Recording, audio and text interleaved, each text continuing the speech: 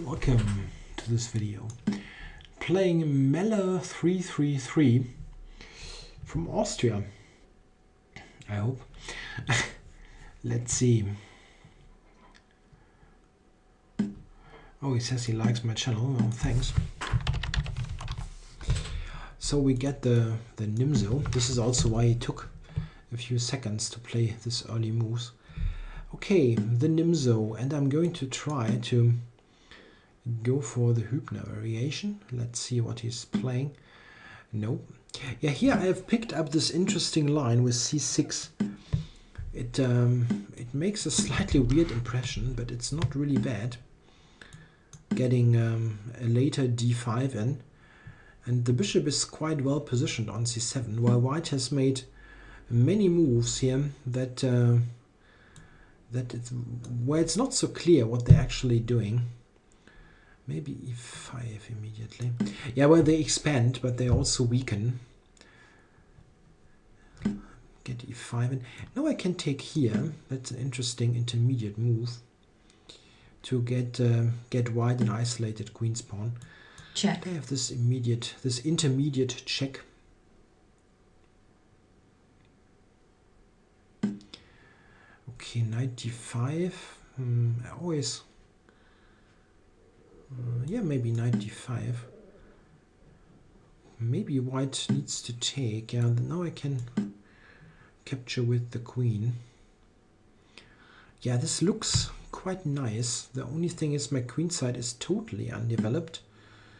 So maybe I wonder if I should maybe consider, and I know it looks totally strange. Come on, I'm still doing it. Still doing it. I don't. Feels weird. I'm still doing it. Come on. I want a quick development. If the idea is hg and here bishop f5, quickly get the pieces out. And now, if he wants to avoid the trade, which would really help me to set up the light square blockade. If he wants to avoid the trade, he needs to play bishop e2. And this is not really an active move, so I can play knight d7, answering bishop f3 with bishop e4 and having knight b6, possibly knight d5 later. Yep. Knight b6, queen d6, and then to d5, something like that. I have this one. And now it's hard for him to avoid the trade as g2 hangs.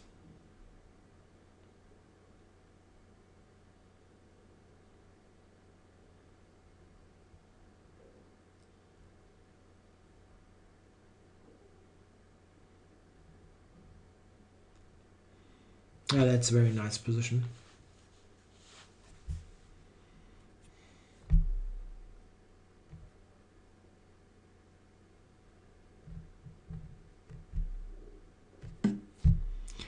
Yeah, should I take or not? It's not necessary at the moment.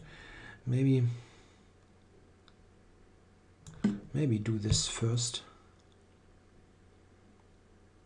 Yeah. Knight b6 was also an idea, giving me the additional possibility to go to c4.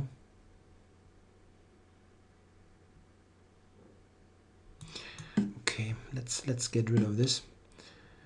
And now maybe just queen d7 and knight to d5, yeah. Or not. Rook c5 is not really a great threat. Maybe I can first strengthen the e-file here. Rook e8 first. Rook c5, I don't know, I just go to d7 and it's not so clear what the rook is doing.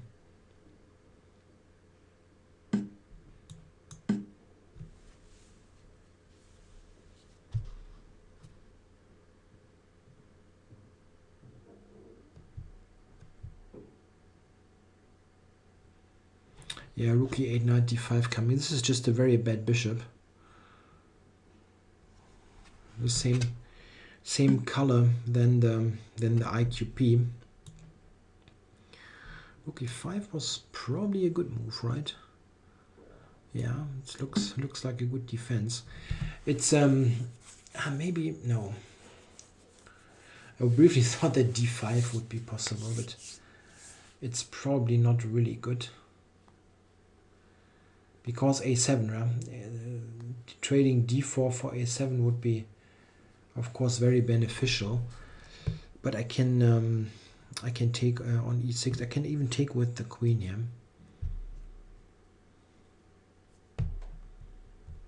To prevent any of that. Yeah, my next move is probably just knight d5 and then, yep, knight, or take here, take. It's not helping. Just do this. Now e5 is threatened, I guess. But there's also just, yeah, those trades. I can take with the queen actually and set up this really uncomfortable pin. Maybe even threatening f5, f4 here. Yeah, you have the check also, which is not doing much, admittedly. Okay, but he has no discovery. I mean, yeah, 2g5 or something, but the trade is just okay for me.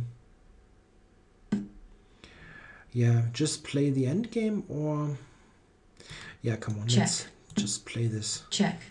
This great endgame. 2c4.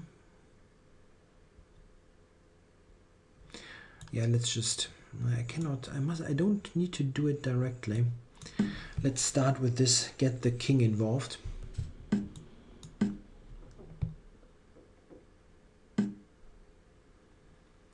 Okay, king c4 is probably some sort of a threat. I don't want the king to go there. And in general, I want king e6, knight b6, knight c4, queen d5. Okay. Yeah, well, if he takes, I have a passer on the h-file. So nothing I particularly dislike. Okay, now over to c4.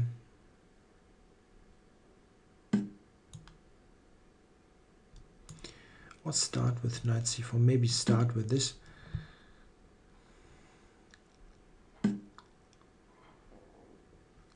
I can now take and play h5 for the passer.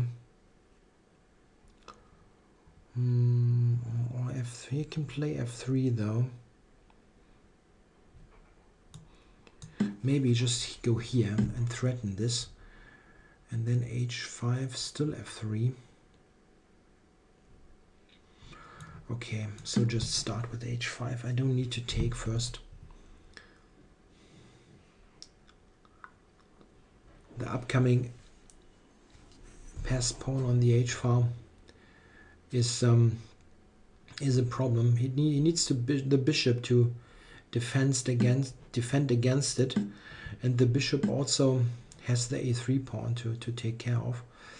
Yeah, now I can take d4, and I will take the material.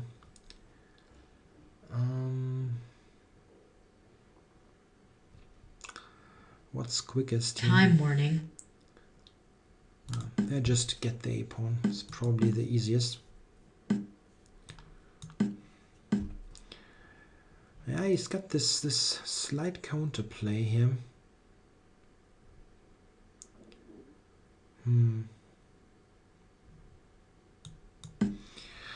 This I could have played more precisely, I guess.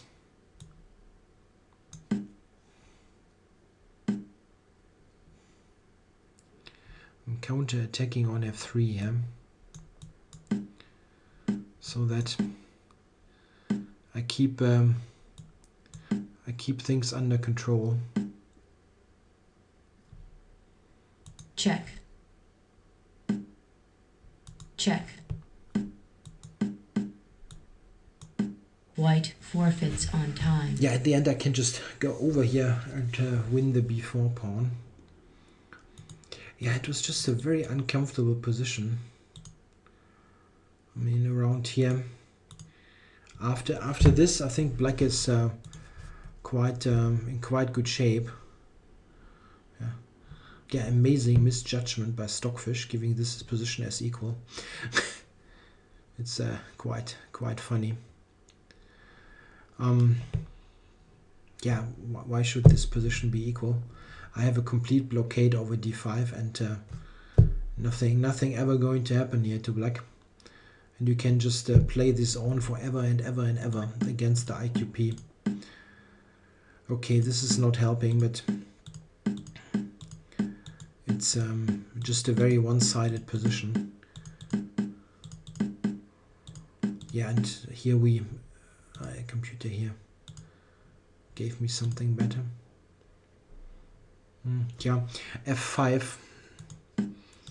Okay, I didn't mind this endgame. It is very much better for black.